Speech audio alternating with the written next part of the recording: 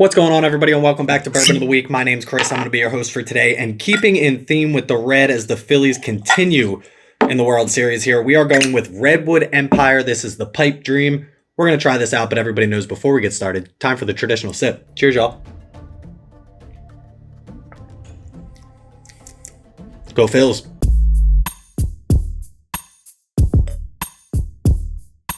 That's right, y'all. As Red October turns to Red November, we're sticking with the Phillies theme. We've got the red background, the red Phillies hat, and as well, the Redwood Empire. Now, Redwood Empire is located in California, and it says right on the bottle here, distilled in California, but it also says Indiana, Kentucky, and Tennessee. Now, this bottle is non-age stated, although they do say on their website that it's a blend of bourbon between 4 and 12 years old. I'm assuming the majority of the older stuff is coming from sourced products from Kentucky, Tennessee, and Indiana, which is probably Ross and Squibb, and then the 4-year-old stuff is coming from them themselves. But let's try this out. Let's see what we think. You know the rules: price, taste, drinkability. Let's get into it. So this bottle's only coming in at 90 proof, and normally at 90 proof, I would expect a little bit of a burn, but nothing too crazy, especially now that I'm daily sipping 100, 120, 125 plus proof. So for this bottle right here, people ask all the time, what's something you would recommend to beginners? I like to stick with that 80 to 90 proof range, and this bottle, when it comes to a drinkability standpoint, is absolutely something that I would recommend to a beginner. It doesn't overwhelm you with any type of heat or burn or anything like that. It's really good. We're going to give this a pretty good score when it comes to drinkability. One more sip, you know the rules. Let's try it out. Yeah, for this particular bottle, I'm getting no burn at all. This is something that I could even give to Marissa, and she'd be like, okay, that's not that bad. When it comes to taste, we'll talk about that in a minute, but for right now, drinkability alone, I'm going to give this like a 9.47 when it comes to drinkability. I don't think I want to go too much higher because there are higher proofs, and it is only 90 proof, but a 9.47 seems like a fair spot for this drink right here. I like to hold the glass in my right hand, so I'm going to put this bottle over here. But next, we're going to get a taste on this, and taste on this is where we're going to start to question this bottle.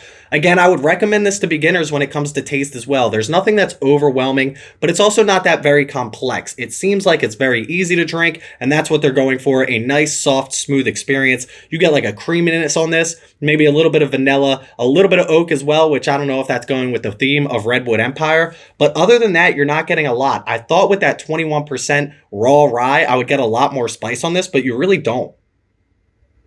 And I will say the youth really stands out to me on this. I thought I was going to get a little bit more of that older 12-year-old stuff on this, but it seems to be drowned out by the 4-year on this. There's nothing bad about this by any means. It just doesn't seem very complex. Again, other than that oak, that creamy butteriness, and maybe a little bit of nuttiness, I'm not getting a lot here. I thought I'd get a lot more spice when it came to the rye. I think that also helps the drinkability because you don't get that burn. But at the same time, you know what we're going to do. One more sip. Let's give it a score. So I will preface this by saying I definitely want to try the cask strength version of this because I think it's going to give me a lot more of those flavors that I'm looking for. But for this particular bottle right here, I'm going to give it like a, I don't want to put it in the 6. Let's go like a 7.02 when it comes to taste on this. Not my favorite, but at the end of the day, nothing really wrong with it. And last but certainly not least, price, and this one's going to be pretty easy for me, $35. Again, this is a bottle that I would absolutely recommend to a beginner. You get easy drinkability, you get a very defined taste palette, right? So if you go out and you try something super complex, you're going to be like, what am I tasting? Is that really what I'm tasting? Am I figuring out this? Am I getting this note? You don't really know when you first start. This is very easy to pick out. Again, you're just getting a little bit of nuttiness, a little bit of oak, and a little bit of smooth creaminess. And when you could put that together as a beginner in a $35 price tag, you're not going to be too upset with the experience that you get. So I'm actually having a couple of buddies over this weekend, and I'm going to have them try a glass of this. They're not huge whiskey drinkers, but at the end of the day, I think they're going to give me a very good review of this right here. I think they're going to say it's very easy to drink. I think they're going to say they pick out some cool flavor profiles on this. And I think for $35 and that price tag, they wouldn't be too upset about it. Let's give it like an 8.38 when it comes to price on this. But listen, if you've made it this far in the video, make sure you click that like and that subscribe button. We're trying to get to 5,000 by the end of the year, and at this rate, I think we might do it. But let's check in with this week's Bourbon Bomb of the Week and learn a little bit more about Redwood Empire and, more importantly, Pipe Dream. Cheers, y'all.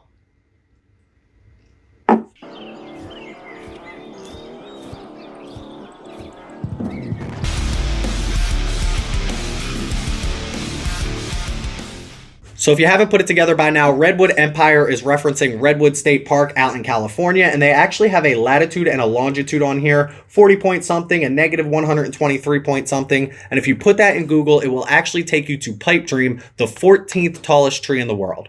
Pipe Dream is actually the 8th tallest tree in this specific park and the 2nd tallest tree in Bull Creek Flat, which is located in this park next to a river. It's over 367 feet tall and over 1,100 years old.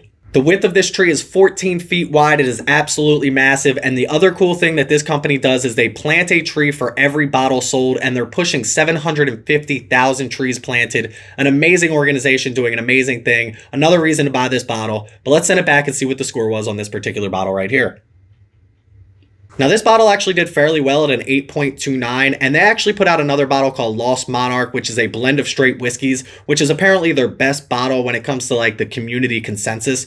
But this bottle right here is delicious. If you're new at a bourbon or you just want something you can sip on every night at that 90 proof mark, this isn't going to be bad for $35. I think it's a pickup that I would have on my shelf all the time. I kind of left it on the shelf because I followed the crowds and I got Lost Monarch instead, and I figured I don't need the Pipe Dream. Everybody says it's not that great. But for me, this bottle could be a daily sipper. If you're new at a bourbon, absolutely pick this up. And at an 8.29, it's nothing to blink at. Well, I guess not. But listen, if you've had this bottle, let me know in the comment section below if I was too high, too low, or if I didn't rate this correctly. But make sure you check me out on Instagram at Bourbon of the Week. Go click that follow button over there. Check out our Patreon page. We have a lot of cool stuff just for Patreons that we do. That link in the description below. Come chat with us 24/7 on Discord. That link in the description below as well. Please don't drink and drive. Always drink responsibly and stay healthy, stay happy, stay drinking. Cheers, y'all. Pipe Dream.